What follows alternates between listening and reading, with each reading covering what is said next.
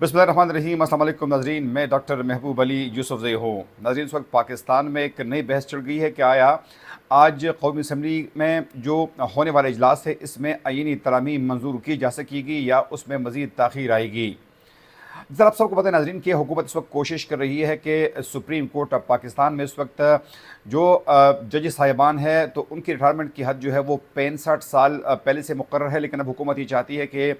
Supreme court के जजेस के रिटायरमेंट की एज जो है वो 68 साल कर दी जाए। इसके साथ साथ हुकूमत एक और आईनी तरमीम लाना चाहती है कि जिसके तहत एक आईनी अदालत कायम की जाएगी कि जिसके तहत जो आईनी मुकदमात है तो वो आईनी अदालत ही सुनेगी, यानी उसका सुप्रीम कोर्ट से कोई लेना देना नहीं होगा। साथ हुकूमत ये भी कोशिश कर रही है कि इस वक्त जो रूल्स में जो तब्दीली की गई थी सुप्रीम कोर्ट में कि जिसके तहत जब मुकदमात लगाए जाते थे तो उसमें चीफ जस्टिस समेत सुप्रीम कोर्ट के 2 सीनियर तरीन जजेस जो थे उनका कॉन्सेप्ट होना ज़रूरी था, या कम अज़ कम 3 में से 2 जजेस जिस तरफ होते थे तो बेंच उसके मुताबिक बन जाता था। तमाम जस्टिस काजी फ़ायद ईसा के आने के बाद जो ये रूल्स बनाए गए थे तो अब हुकूमत ये चाहती है कि ये पावर जो है ये दोबारा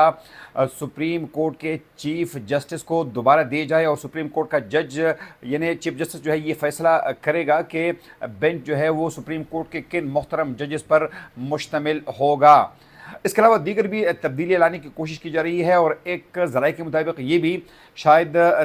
तब्दीली जो है लाने की कोशिश की जा रही है कि जिसके मुताबिक पहले से फ्लोर क्रॉसिंग करने वाले जो अरकान हैं वो अपने सीट से महरूम हो जाएंगे, साथ में उनका वोट भी नहीं गिना जाएगा। तो शायद इस हवाले से भी कानून साजी की कोशिश की जा रही है। तब इस वक्त नाज़रीन जो सबसे अहम सूरत हाल है वो ये है कि इस वक्त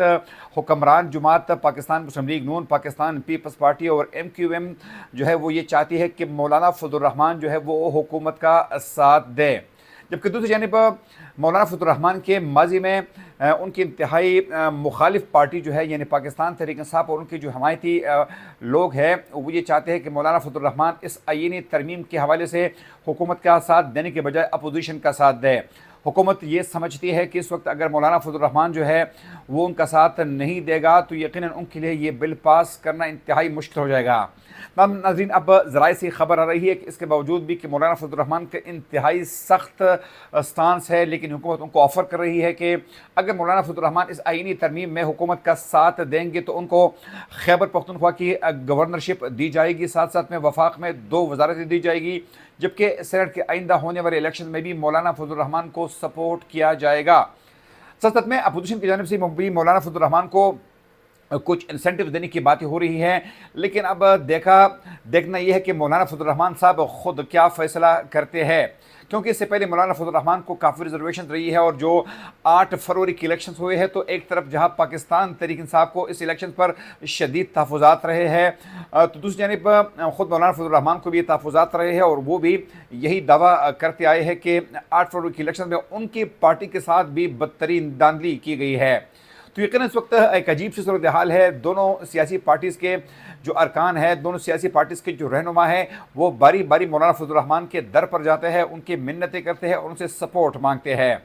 लेकिन अब ज़राए इस बात को कन्फर्म कर रहे हैं कि गुज़िश्ता रात जो बिलावल भुट्टो ज़रदारी की मौलाना फजलुर रहमान से बातचीत हुई थी तो शायद मौलाना फजलुर रहमान का उसके बाद हुकूमत के लिए रवैया काफ़ी नरम हो गया है और हुकूमती पार्टीज़ ये तवक्को कर रहे हैं कि अब मौलाना फजलुर रहमान इस आईनी तरमीम में उनको वोट करेगी। बल्कि आज पाकिस्तान मुस्लिम लीग नून के इस्लामाबाद से एक अहम रहनुमा डॉक्टर तारिक फजल चौधरी तो इस बात का दावा भी किया कि कौमी असम्बली और सेनेट दोनों में न सिर्फ हुकूमत के पास नंबर्स पूरे हो चुके हैं बल्कि मौलाना फजलुर रहमान और उनकी पार्टी भरपूर तरीके से हुकूमत को सपोर्ट भी करेगी। तो इस वक्त मुतज़ाद दावे की जा रहे हैं, लेकिन नाज़रीन ये काम इतना आसान नहीं है। दोनों सूरतों में अगर हुकूमत कामयाब भी होती है तो उसके बाद भी एक एजुटेशन और मुज़ाहमत का एक नया सिलसिला शुरू हो जाएगा, और अगर हुकूमत को नाकामी होती है तो उसके बाद जो मौजूदा हुकूमत है, शहबाज शरीफ की हुकूमत है, उनके लिए मुश्किलात मज़ीद बढ़ सकती है और शायद इस हुकूमत के लिए साल 2024 के बाद हुकूमत करना इंतहाई मुश्किल हो जाएगा। क्योंकि इस वक्त पाकिस्तान तहरीक इंसाफ जो है वो एक ही मुतालिबा कर रही है, और उनका मुतालिबा ये है कि फिलफौर मुल्क में आम इंतखाबात कराए जाए। और उनको ये अब इस बात का यकीन भी है कि अगर फौरी तौर पर इस मुल्क में आम इंतखाबात कराए जाते हैं तो उसमें उनकी पार्टी को बड़े पैमाने पर कामयाबी मिल सकती है। इसलिए दोनों पार्टी जो है वो हद्दुल वसा यानी भरपूर कोशिश कर रही है, और दोनों का मौक़िफ़ एक ही है कि जहाँ पाकिस्तान मुस्लिम लीग नून और उनके एलाइज ये समझते हैं कि एक आईनी तरमीम है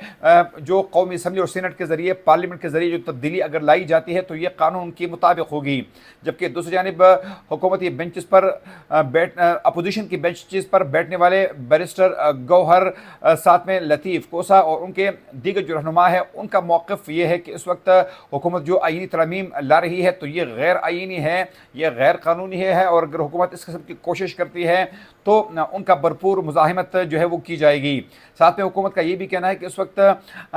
हमारे लिए इस हवाले से भी ज़रूरी है कि फ़ौरी तौर पर ये जो इक़दाम है ये आइन के मुताबिक होंगे, और वो ये समझते हैं कि ये फ़र्द वाहिद के लिए ये तब्दीलियाँ नहीं लाई जा रही। जबकि अपोजिशन ये समझती है कि इस वक्त सुप्रीम कोर्ट के चीफ जस्टिस काजी फायद ईसा को एक्सटेंशन देने के लिए और सीनियर तरीन जज मंसूर अली शाह को रोकने के लिए ये सब कुछ किया जा रहा है।